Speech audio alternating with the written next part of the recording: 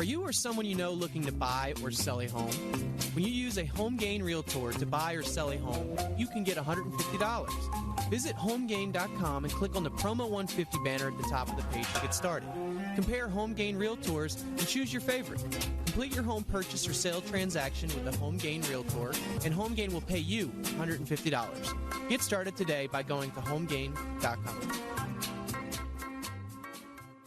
Hey, real estate agents. Want a place to showcase your listings? You can now feature your listings on HomeGain.com for 3 months for free. Your listings will be featured in an exclusive and ad-free environment on HomeGain.com. You will also get a free blogging platform from HomeGain that you can use to position yourself as the top agent in your market area. To start your free trial HomeGain membership, call 866-512-7913 to speak to a HomeGain representative. That's 866-512-7913. You're listening to Real Estate Radio Washington, D.C. Metro with local expert Ryan Sloper. Now, here is Ryan. Welcome back, Washington, D.C. Metro to Real Estate Radio. I'm your host, Ryan Sloper, joined by Louis Cammarosano, General Manager of HomeGain. Quick reminder, Real Estate Radio is designed to build the Washington, D.C. Metro's credit in housing markets, one house at a time. If you ever have any questions, concerns, or real estate needs, the best number to reach out to us is 877-245-2030. That's 877-245-2030. And I wanted to jump in right away. Louis, I know that, HomeGain, you guys work connecting a lot of buyers and sellers with real estate agents, right? Are you there, Louis? Okay, I guess we're going to try to get him back on the line. But there's been an article in MSNBC that a lot of real estate agents have been feeling the spring chill, where the spring is typically the busiest season for residential real estate. Normally, agents are very upbeat about sales during this period of time. They are actually signs of nervousness as they confront the sluggish growth and tough lending standards. Matter of fact, one of the managing brokers of Exit Real Estate was Sabrina Jones-Schroeder, said that it's so hard to tell what will happen, and her biggest concern is that the lending industry remains so conservative that it's making it hard for buyers to get loans. And it says she's also not alone. In the National Association of Realtors cited lenders' conservatism and appraisal complications as among the top 2 impediments to a real estate recovery, according to the spokesman Walt Maloney. The trade group argued that the home sale volumes would rise 15% if lending standards simply returned to pre-bubble norms. I would say that, this is kind of interesting because I don't necessarily know if loosening up the lending standards is necessarily the answer. I think that there's a lot of credit overlays that are involved with conventional Fannie and Freddie Mac loans that are actually driving the interest rates up on those loans for people that are below 720 FICO scores. And not to mention, you have FHA, which is a government-sponsored program, which only requires a 3.5% down payment. Now, big thing I did want to mention, as of today, April 18th, 2011, FHA mortgage insurance premium have increased 0.25% on the monthly mortgage insurance. A lot of people are not aware of that, and the only way that you could have been prevented that from happening would have been if you had already got an FHA case number, your lender had ordered an FHA case number prior to today. So what that effectively means is that, the initial monthly mortgage insurance for the past several months has been 0.9% of your loan amount. That's going to go up on all 30 and 15-year loans. It wasn't always for 15-year loans. Now it is. It's going to be for 15 years as well. It's going to go up by 0.25%. So it's no longer 0.90%. It's going to be 1.15%, which could, raise the monthly payment by another $50 or so. So, I think that these type of things that are happening in the marketplace are just obviously, they're raising the actual cost of home ownership up. I don't really think that it's the lending standards that's causing, basically people to not want to buy a home. I think it's really that the payments are being shifted up and the credit qualifications are ever increasing. And that's why it is really important that, when you really start to think about, potentially buying a home, if you're out there right now and let's just say, hey, I want to buy a home, 6 months from now. Well, the smartest thing that you can do is actually start preparing for that right this minute. first thing you want to do is pick up the phone. Call me, 877-245-2030. And I would gladly sit down with you and say, okay, let's check your credit profile first. We need to find out where you stand credit-wise. We can also look at your income, your credit qualifications, and determine if you are a candidate to buy in 6 months. You might not be. You might have some things that you start needing to get fixed up. And if you were to wait 6 months from now and then call a professional like me, or if you know somebody else that's in the lending industry, you might all of a sudden find out, oh, I didn't know I had that on my credit report, and now that's going to take 3 to 6 months to get taken care of. You might not be able to get a loan at that point, and you would have just wasted the whole 6-month process. So the best advice that I can give you out there right now is to start your search with, making sure you're pre-qualified and getting your credit checked up front right as soon as you're, even considering buying a house. Because, and I always recommend that you do pull your credit at least once or twice a year just to make sure that you know what's going on with your credit report. I know a lot of people out there that are kind of just like, oh, I haven't checked it in like 4 or 5 years. You don't want to do that because you wouldn't believe how many things can pop up between now and just 2 months.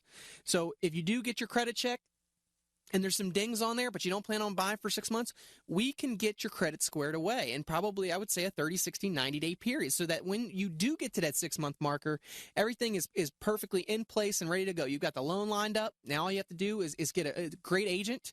I can recommend you guys some great agents out there. If you give me a call at 877-245-2030, I gladly pass along your information to some outstanding agents. Just need to know, what's your particular area that you're looking for, whether it's Arlington, Alexandria, Fairfax, Prince William.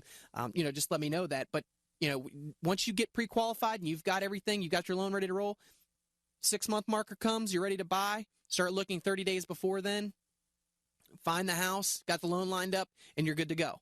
So, it's interesting that a lot of real estate agents think that it's just the lending standards that are tightening up. I do think that, Fannie Mae and Freddie Mac are going to tighten up because they just want to get out of the lending industry. There have been a lot of proposals saying that they want these qualified mortgage to be people that are going to put 20% down.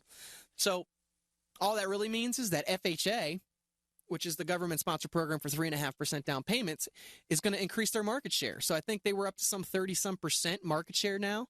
That's going to just keep increasing. I wouldn't be surprised if they're, at a 50% market share by the end of this year, just because it's the lowest down payment around. And obviously they're compensating for this. They're trying to get their reserves built up, because the more loans that they actually do give out or originate, the more reserves they actually have to have.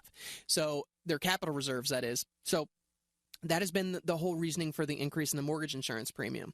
If you guys have any questions regarding an FHA loan, if you're currently in an FHA loan or you're looking for one and you think that this could affect you, please reach out to me at 877-245-2030, and I gladly go over, what your options are and, how this increase in mortgage insurance premium is going to affect your payment. Now, moving forward, I wanted to jump into some emails that I've had from listeners over the last week. The first one is, and I've been getting this email a lot, but Steve and Diane write in, how do I begin the short sale process and how will it affect my credit score? Well, Steve and Diane, there's not really a quick and dirty on, how it's going to affect your credit score compared to other people, because if it's going to affect you maybe differently than somebody else. If that's going to be maybe the only negative derogatory item on your credit report, it might not affect you that much. But the best place to start the short sale process is to reach out to a professional that has handled numerous short sale transactions. You don't want to be dealing with somebody that this is their first transaction, because there's too much involved. I would definitely do your research. You can reach out to me. I can definitely find you a qualified short sale agent that can assist you. And once you get in touch with them, they will go over all the particulars as far as what paperwork you need to fill out, getting all your financials to make sure that you are a candidate for a short sale. I think most people think that just because they don't want to make their house payment because they're upside down and the rest of the neighborhood has been, the values have been decreasing, that they're automatically a candidate for a short sale. Unfortunately, it just does not work that way. You have to have some sort of financial distress going on. You can't have $100,000 in the bank and just decide that you want to walk away from the house, because the bank, when they ask for all these financial documents, they're going to really scrutinize them and make sure that, you are telling the whole truth. And if they find money popping up in places that it shouldn't be, rest assured they will come after that money. Now, the second part to the question is, how will it affect my credit? Like I said, if that's the only thing on your credit report, you should be okay. I mean, you might see an initial drop in maybe 60, 70, 80 points. I think that the big thing that a lot of the seasoned veteran short sale agents have been advising is, try not to let your actual negative, if you're 30 days late, try to stay 30. Don't let it go to like 60 and 90 day or 120 days late, because the more days you're late, the more it's going to actually hurt you. But there's a second part to that, because I always tell people if it's just your house, then a short sale is perfect for you. But if it's your house and you're drowning in all your other debts, then that might be a case where you need to talk to a bankruptcy attorney, because you might need to go ahead and wipe everything out and not just let it be just, your home that you're trying to get out of. A lot of people make the mistake, they go ahead and short sale their house and they had another $60,000 or $70,000 in actual credit cards and other debts, installment loans that they could have taken care of all at one time. That is a very smart thing to do. And actually, thinking about it, all of the famous people, Donald Trump and so many others, have taken advantage of the bankruptcy law. Most people don't realize, but you can actually go through a Chapter 7 bankruptcy, and from 2 years of that discharge date of the bankruptcy, you can actually turn around and buy another home. Now, granted, you need to do some work on it, with your actual credit. Once you have to have basically reestablished credit after the bankruptcy. So typically when I sit down with a client, I tell them, okay, you've had the bankruptcy, it's been discharged. Now what do we need to do? We need to go out. We need to get you a secured credit card so you can start reestablishing some good credit there. And most of the time, what you'll see is that once you get that first credit card and you've been making payments for 6 to 12 months, there will be another bank that will turn around and give you another credit card. It's just basically you show you make payments, and then they'll give you another one. So that's the best advice that I can give you. Next question was from Marcus and Jennifer. What does it mean to lock in a rate? I think this is a good one.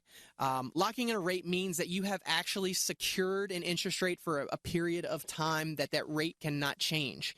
A lot of lenders, will say, oh, I've locked that rate in. If you don't have a lock-in confirmation that states the amount of days that it's been locked in, typically it's 30 days, 45 days, 60 days, or 90-day lock, which means how long that rate is good for, then you might want to do some homework and find out who you're working with, because you definitely need to have your rate locked in to ensure that it can't be changed, at the time of settlement.